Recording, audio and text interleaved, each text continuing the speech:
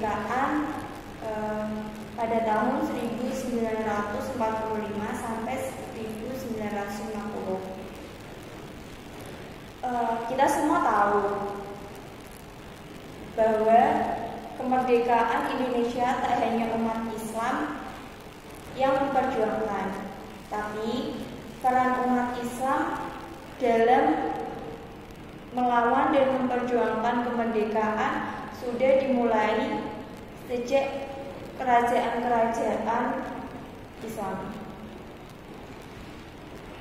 Bahkan berbagai bangsa Eropa yang datang di Nusantara dengan membawa 3 tujuan. Salah satunya adalah menyebarkan kekristenannya, tak mampu mengubah keimanan umat Islam.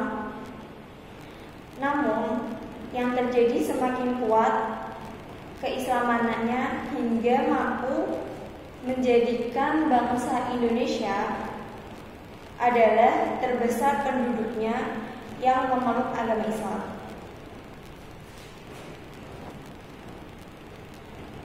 Nah, di sini saya akan memberikan beberapa kontribusinya umat Islam dalam merealisasikan proklamasi kemerdekaan Indonesia pada tahun 1945 sampai 1950.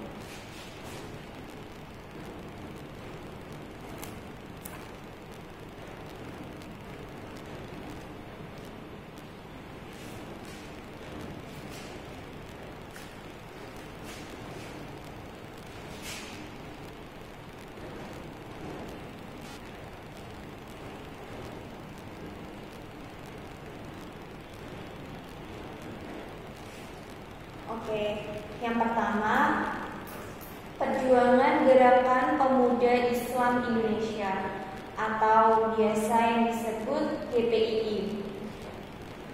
Mereka terlibat dalam revolusi fisik pada tahun 1945 sampai 1949 dan revolusi pemuda pendudukan Jepang dalam perlawanan di Jawa pada tahun 1944 sampai 1945. Yang kedua, Dewan Mobilisasi Pemuda Islam Indonesia.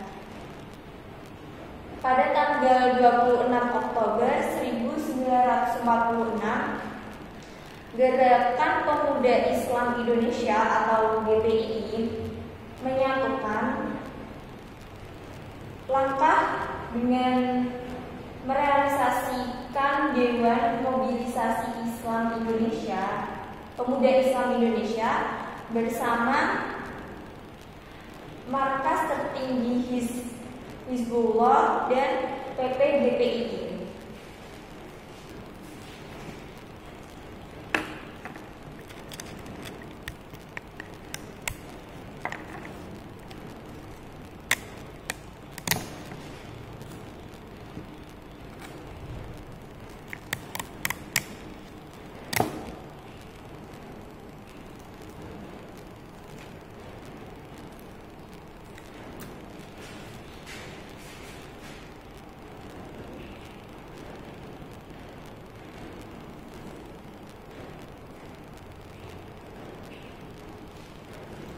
Oke, yang ketiga, Partai Masyumi didirikan pada tanggal 7 sampai 8 November 1945.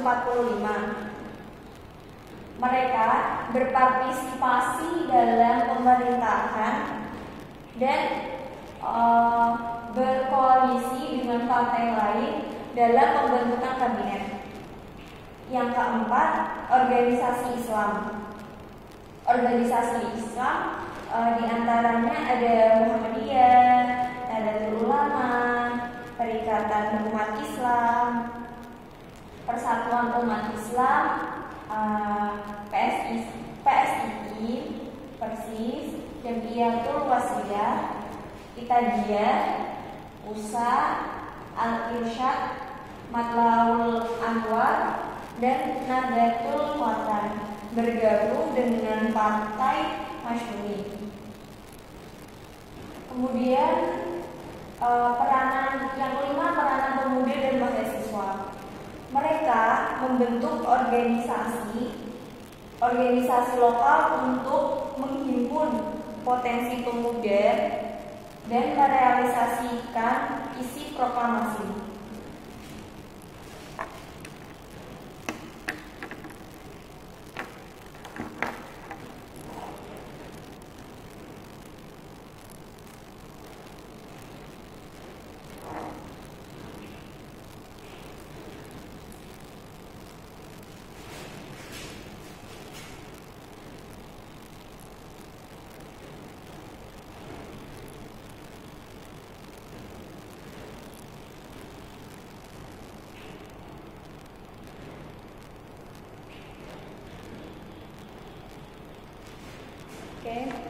Yang keenam ada kontribusi tokoh-tokoh Islam. Harsono Cokroaminoto memberikan nama GPI, Anwar Harjono dan tokoh-tokoh Islam lainnya. Kemudian yang nomor 7, pengaruh Islam dalam pembentukan negara. Islam mempengaruhi perumusan Pancasila dan umat Islam mempengaruhi perumusan Pancasila atau biasa disebut Piagam Jakarta UUD 1945.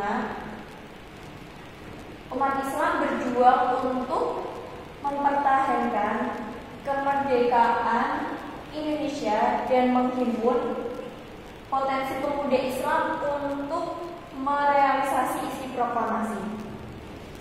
Kemudian ada beberapa poin utamanya. Yang pertama, peranan dalam kemerdekaan. Yang kedua, ada kesediaan berkorban. Ini yang dimaksud adalah banyak umat Islam yang turut serta dalam perang kemerdekaan melalui TNI. Mereka berjuang di medan perang. Yang ketiga, ada pendidikan dan pemimpin.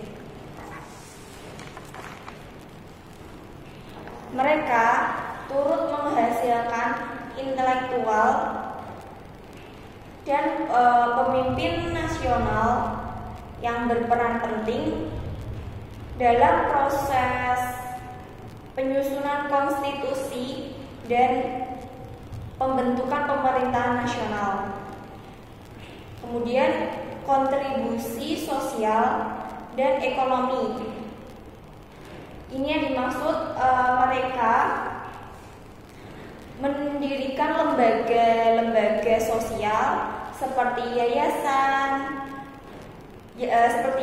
pendidikan dan kesehatan yang membantu memperkuat struktur sosial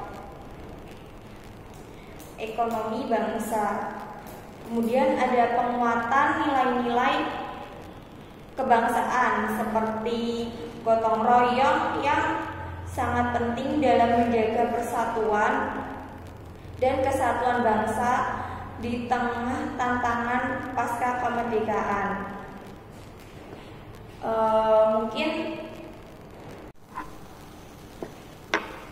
Kemudian ada perjuangan dan keterlibatan aktif.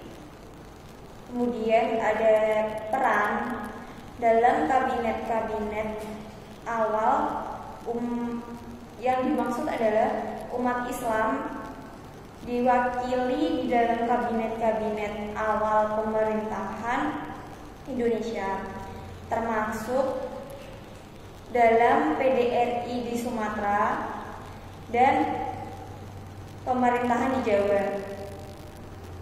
Kemudian ada peran dalam perlawanan terhadap kolonialisme. Mereka membantu dalam mobilisasi massa. penyediaan logistik, serta memberikan dukungan moral dan spiritual bagi pejuang kemerdekaan. Kemudian ada kehadiran di bidang sosial dan kemanusiaan. Organisasi Islam seperti Muhammadiyah dan Nahdlatul Ulama turut aktif dalam menyediakan bantuan sosial dan kemanusiaan kepada masyarakat yang terdampak perang kemerdekaan. Kemudian ada intelektual pendidikan. Mungkin itu saja dari saya. Bila ada kata-kata saya yang kurang, ada kata-kata saya yang banyak salahnya, mohon dimaafkan. Sekian dari saya. Wassalamualaikum warahmatullahi wabarakatuh.